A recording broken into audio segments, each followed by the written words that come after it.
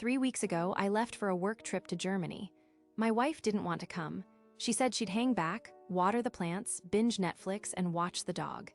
She's 39, not helpless. I thought I could leave her alone. I thought wrong. The first missed check-in was small. I FaceTimed her on day 2.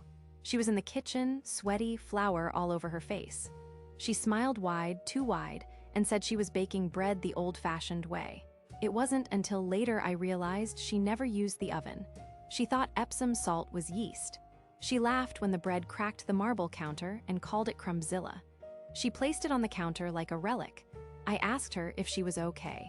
She blinked slowly and said, "Better, I'm cleansing." That night, the dog crawled under the bed and refused to come out. By week 2, the texts got stranger.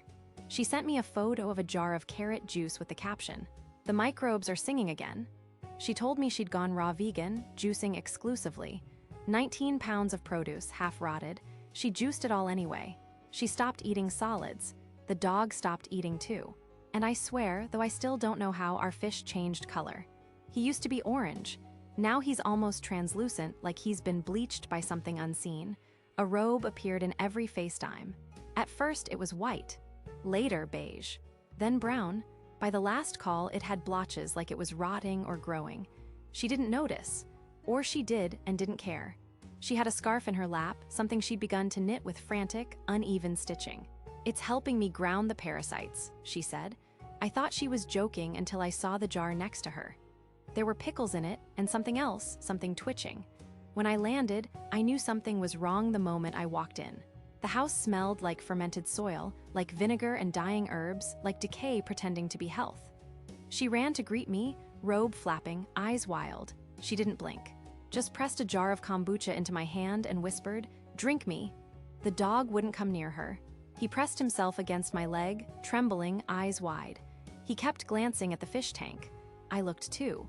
The fish had buried himself under the gravel, completely still. That night, I barely slept. I woke up to her in bed, burping softly in her sleep, repeating over and over, "I think I'm a kombucha now. I think I'm a kombucha now. I think I'm," she never finished the sentence. Just smiled. This morning, the dog dragged his bed into the bathroom and closed the door with his paw. I didn't know dogs could do that. I swear I saw him lock it. The fish was upside down when I checked, but when I tapped the tank, he snapped upright and pressed his face to the glass. I swear he mouthed something. I couldn't hear it, but I felt it in my chest. "Run." I grabbed my keys and told her I was going out for coffee. She nodded slowly and whispered, "Don't forget the SCOBY." I don't remember telling her I knew what that meant. The dog followed me, no leash, no command. He got into the passenger seat like he'd been waiting for this moment for years. We're at the cafe now. He's sitting beside me like a soldier returned from war. The barista asked if I wanted oat milk. I told him no. I have enough horror fermenting inside me already. I don't want to go back, but part of me knows I have to. The plants are dead. The scarf is growing. The fish has stopped moving again, but his eyes are still watching me. And my wife. She isn't my wife anymore.